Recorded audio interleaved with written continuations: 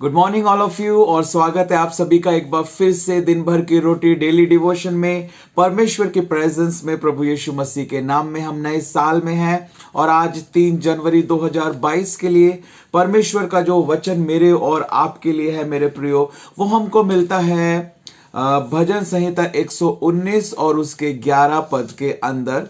भजन संहिता 119 और उसका 11 पद। जब हम परमेश्वर के नियमों को देखते हैं और सीखते हैं तो यहां पर एक और नियम परमेश्वर के वचन से हमको मिलता है, जहां लिखा है, मैंने तेरे वचन को अपने हृदय में रख छोड़ा है कि तेरे विरुद्ध पाप ना करूं। हम इस वचन को जानते हैं, लेकिन मैं आपको बताना चाहता हूं यहां परमेश्वर का यह नियम है कि यदि हम पाप से बचना चाहते हैं, यदि हम पाप नहीं करते रहना चाहते हैं, यदि हम परिवर्तन चाहते हैं, यदि हम आज्ञाकारिता चाहते हैं, तो हमें परमेश्वर के वचन को अपने हृदय में रख छोड़ना होगा। हमें परमेश्वर के वचन को अपने हृदय में अधिकाई से बसने देना होगा।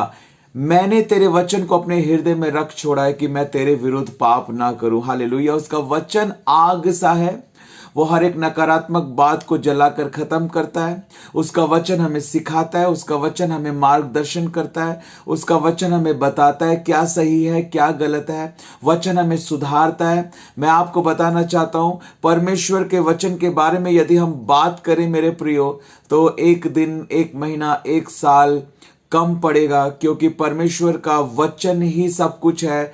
लिखा है, आदि में वचन था, वचन परमेश्वर के साथ था और वचन ही परमेश्वर था। हालेलुया। और वचन देधारी हुआ और उसने हमारे बीच में आकर डेरा किया।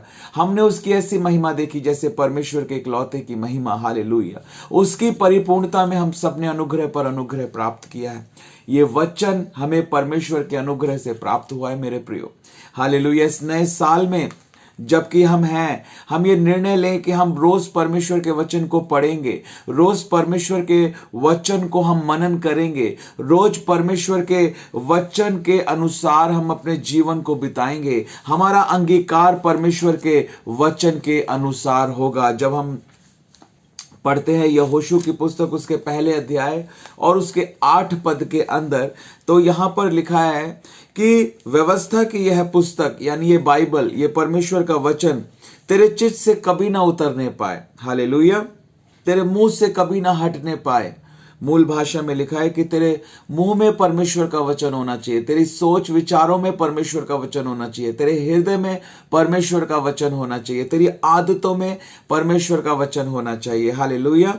और इसी में रात दिन ध्यान दिए रहना, रात दिन इसी में ध्यान दिए रहना। हालेलुया।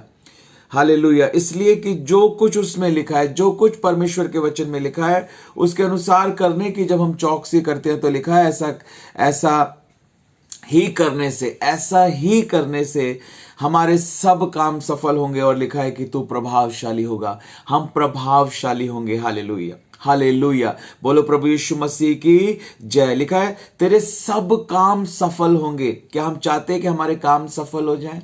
क्या हम चाहते हैं कि हमारे काम सफल हो जाए? परमेश्वर कह रहा है कि तेरे सब काम सफल होंगे जब तू परमेश्वर के वचन को पढ़ेगा, सीखेगा, उसके अनुसार अपने जीवन को बनाएगा, अपनी आदतों को, अपने व्यवहार को बनाएगा, अपने अंगीकार को बनाएगा।